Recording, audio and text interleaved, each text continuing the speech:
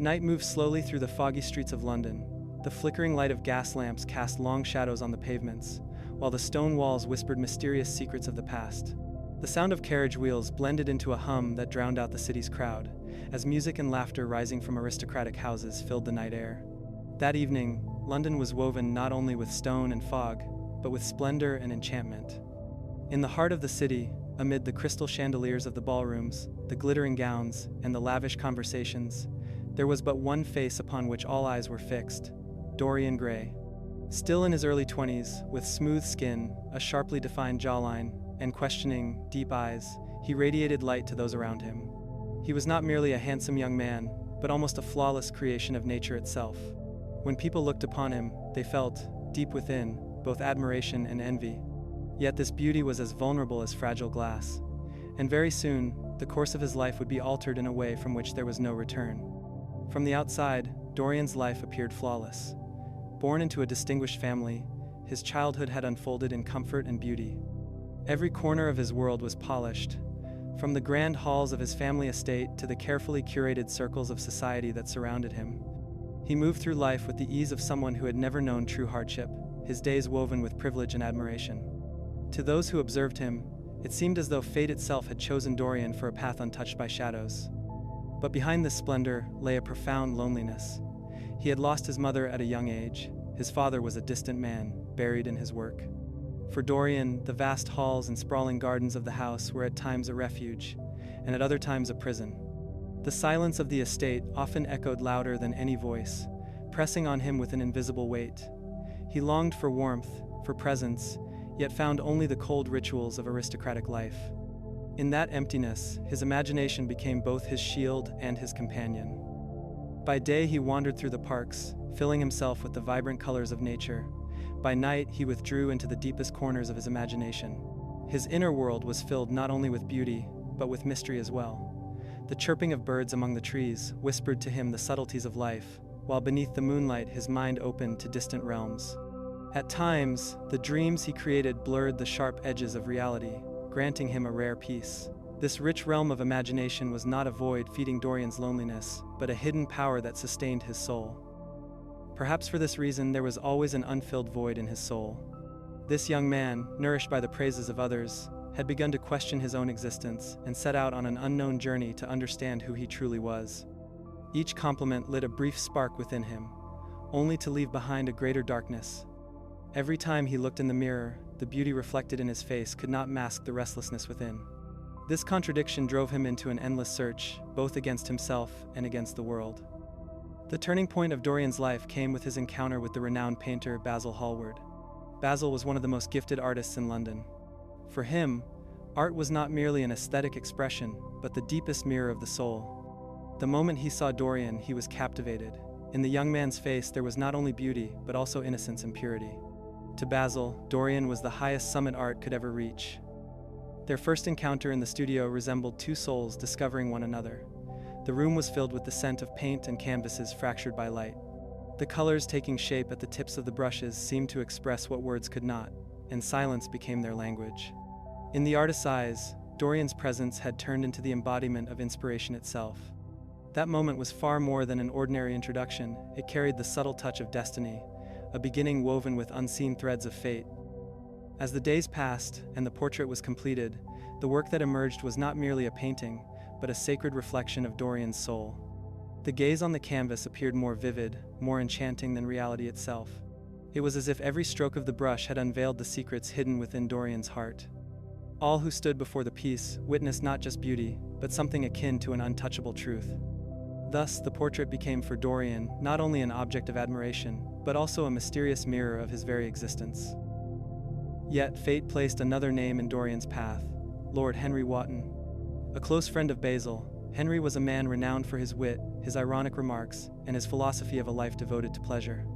That first encounter with him was a turning point etched into the very fabric of young Dorian's soul. Lord Henry whispered to Dorian, "Youth and beauty are the only true treasures one can possess. Lose them, and all meaning in life is gone." For a soul woven with innocence, these words were both enchanting and perilous. The seed of thought planted in Dorian's mind began, little by little, to take root. What first appeared as admiration slowly turned into obsession, becoming a hidden force that would shape his very existence. The young man now gazed into mirrors, not merely to see himself, but to check whether time had left its mark. The fear sprouting within him marked the beginning of the deepest conflict of his life. One evening, when they went to the theater, Dorian saw a young actress on stage, Sybil Vane. Her voice, her grace upon the stage, the pure emotions in her eyes touched Dorian's heart. For the first time, the young man believed he had felt what true love truly meant. As he watched, it was as though the boundaries of the stage had vanished, and the whole world was compressed into the enchantment of that single moment. Every movement of Sybil's was like a miracle to Dorian, revealing all the secrets of life. This encounter struck a spark that ignited an irreversible change within his soul. As Dorian stepped deeper into Sybil's world, he encountered a love that was genuine and sincere within the humble atmosphere of the theater's backstage. Yet Lord Henry's words always echoed in his mind. Love is to be experienced, but never bound to. Life exists for the sake of pleasure. When Sybil's performance in a play failed to meet expectations, fractures began to form in Dorian's heart. In his eyes, Sybil had lost her enchantment. With selfishness, wounding words, and a cold farewell, he turned his back on the young girl. In that moment, love gave way to merciless disappointment. This cruel act, which cast no shadow on Dorian's beauty, was in truth the harbinger of the first cracks in his soul. On the lips of his portrait appeared a faint, mocking smile, a silent witness to the change in his heart. Sybil's tragedy soon arrived. With her heart shattered, she took her own life. Her death was like an unfinished play upon the stage, closing in sorrowful silence. The pain she left behind drove her family and loved ones into despair, yet in Dorian's life it carved a wholly different mark. What should have stirred guilt within his heart gradually turned into an echo he mercilessly suppressed. Now the changes in the portrait grew sharper, more menacing. It was as though Sybil's innocence had been stripped from Dorian's soul, and in its place an irreversible darkness had been set. Dorian's face was still young and beautiful, but in the eyes of the portrait, for the first time, a shadow had appeared. The painting had become the silent witness to the cracks opening within his soul. As the years passed, Dorian realized that his youth and beauty never changed, but the portrait grew uglier with each passing day. In its eyes appeared malice, on its lips cruelty, and upon its features the marks of sin. The more Dorian surrendered to his dark desires, the more terrifying the portrait became. When Basil saw the portrait years later, he was horrified. "Dorian, this painting is your soul," he cried. The face before him was far removed from the innocent youth he had once known. It was a soul darkened by sin. Basil tried to warn him, to save him, but for Dorian it was already too late. The fear within him swiftly turned to rage. In a moment of terror, he committed yet another sin from which there was no return. The portrait was now the silent witness not only to a decaying soul, but also to a murder. In helpless fury, with fear and guilt consuming him, Dorian killed Basil. It was the absolute end of both friendship and innocence. Now Dorian was bound entirely to his portrait. Outwardly his beauty still gleamed, but his soul had become a body darkened and decayed. At last, Dorian reached the point where he could endure no longer. When he looked upon the portrait, he saw not only his sins but also his lost innocence, the friend he had slain, and the love he had left unfinished. One night, in rage and despair, he seized a knife and drove it into the painting, but the blade did not pierce the depths of the canvas. It struck into his own heart.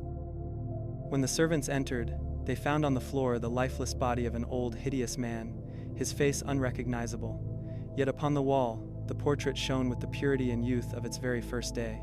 Dorian Gray had been drowned in his own shadow. This story whispers to us, beauty and youth are fleeting, but the marks upon the soul cannot be erased. No matter how hard one tries to hide them, a person's deeds will one day appear in their portrait in their conscience. Innocence sacrificed for pleasure and indulgence eventually returns to judge its owner. Here lies the meaning of Dorian Gray's tragedy. No matter how flawless the outward appearance, it cannot conceal the darkness within. For true worth does not rest in passing splendor, but in the virtue and goodness carried in the heart. Beauty enchants the eyes, but virtue enlightens the soul. Dorian's story reminds us that the greatest trial of humanity is to confront the shadow within, and the true light is never outside, but hidden in the depths of the soul.